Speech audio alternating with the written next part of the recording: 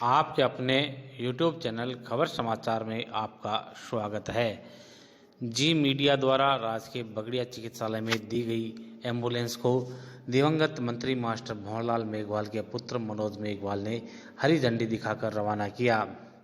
इस अवसर पर अस्पताल में बने पर्ची काउंटर के पास ही 5 दवा वितरण काउंटर का निर्माण करवा रहे भामाशाह अब्दुल करीम खींची के पुत्र जुनैद खींची का मंत्री पुत्र मनोज मेघवाल ने माला पहनाकर स्वागत किया।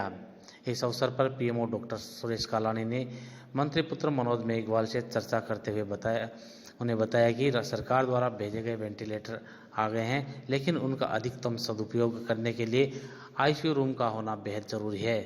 पीएमओ ने मनोज मेघवाल से अनुरोध किया कि वे सरकार से मिलकर आईसीयू बनवाने, चिकित्सकों एवं नर्सिंग स्टाफ के क्वार्टर बनवाने की अस्पताल की आवश्यकताओं पर चर्चा करें।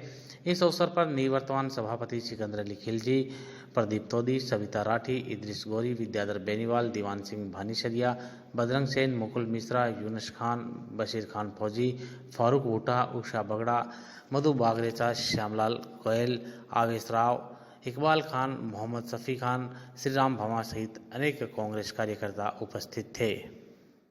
ज़्यादातर समाचारों से रूबरू होने के लिए आप देखते रहिए आपका अपना पसंदीदा यूट्यूब चैनल खबर समाचार। उद्घाटन तो पीएमओ साहब की रिक्वेस्ट पे किया है।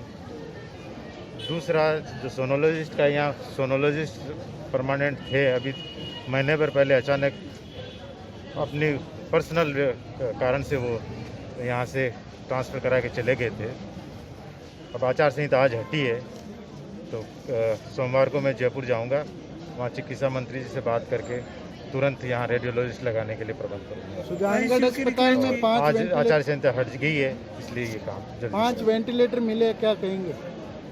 हाँ, 5 वेंटिलेटर ये जो आपदा प्रबंधन है उस विभाग से स्वीकृत करा के ये सुजानगढ़ में दिलवाए गए थे। करीब 75 लाख रुपए की लागत से ये 5 वेंटिलेटर और उसका एडिशनल सामान था, तो आपदा प्रबंधन से ये दिया गया था सुजानगढ़ में।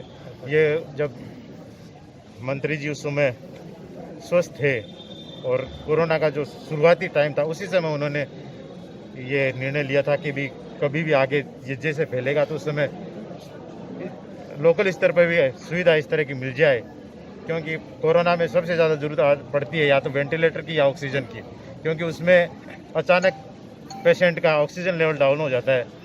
तो उस समय अगर तुरंत ऑक्सीजन और अगर वेंटिलेटर हो तो वो सर्वाइव कर जाता है और 1-2-3 दिन बाद वेंटिलेटर उसका हट जाता है और वो वापस ठीक हो जाता है। के लिए रिक्वेस्ट की अस्पताल प्रशासन ने, कैसे सकारात्मक प्रयास रहेंगे? आईसीयू के लिए अभी इन्होंने रिक्वेस्ट किया है कि भी वेंटिलेटर है तो आईसीयू डेवलप हो जाए तो वेंटिलेटर का उपयोग बढ़ जाए। तो इसके लिए भी मैं जब दो चिकित्सा मंत्री जी से रेडियोलॉजिस्ट वाले के लिए बात करूंगा, साथ में इसके लिए भी बात करूंगा और पूरा प्रयत्न करेंगे कि इसमें आईसीयू और कोई जो हॉस्पिटल का है उसका बेड की बात करेंगे और उसके बाद में जो निर्णय लेंगे कुछ सुधार के, क्योंकि हॉस्पिटल के बारे में पहले भी उन्होंने कई प्रोजेक्ट बना रखे थे कि भी क्या क्या इसमें और सुविधाएँ बढ़ानी है। तो वो वापस मैं रिव्यू करूंगा उसका भी क्या क्या करा के उसमें कितनी प्रोग्रेस है क्या है, क्योंकि मैं 7 महीने से जयपुर गया ही नहीं था, इसलिए मेरे को थोड़ा सा आइडिया नहीं कि भी कितनी प्रोग्रेस है। से भी अगर मिलना पड़ा तो मैं मिल के आऊँगा। भामाशाह द्वारा 5 दवा वितरण केंद्र भी, दवा वितरण केंद्र खोले जा रहे, किन शब्दों में आभार? ये खिंची परिवार द्वारा 5 दवा वितरण केंद्र आउटडोर के लिए बनाए जा रहे हैं, आउटडोर पेशेंट्स के लिए, जहाँ तो उसके लिए मैं इनका शुक्रिया अदा करता हूँ, उनको धन्यवाद देता हूँ कि इससे आने वाले पेशेंट्स जो भीड़ है, भीड़ से बचकर थोड़ा सुविधा रहेगी उनके, और एक जो सकारात्मक पहल इनके द्वारा की गई है अस्पताल में सुविधा बढ़ाने के लिए, उसके लिए मैं बहुत बहुत धन्यवाद देता हूँ इनको। है कि जो चेयरमैन साहब हैं, इनके द्वारा जो देखा गया कि यहाँ पे कोई रिक्वायरमेंट है एक दवा वितरण केंद्र की, तो इन्होंने हमें सूचना दी। तो उस सिलसिले में मेरे पिताजी जो हैं वो करीम जी खिच्ची, उनका पूरा सहयोग रहा, खिलजी साहब का भी पूरा सहयोग रहा इस मामले में।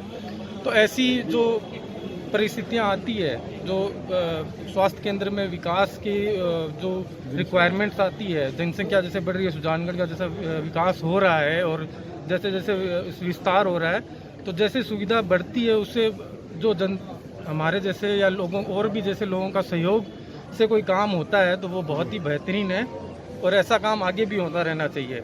इसके लिए मैं खिलजी साहब का भी बहुत बहुत शुक्रगुजार हूँ कि उन्होंने हमें सूचना दी, और जो स्वास्थ्य के जो भी अधिकारी है उनका भी मैं धन्यवाद देता हूँ कि उन्होंने भी पूरा सहयोग दिया इस मामले में। धन्यवाद।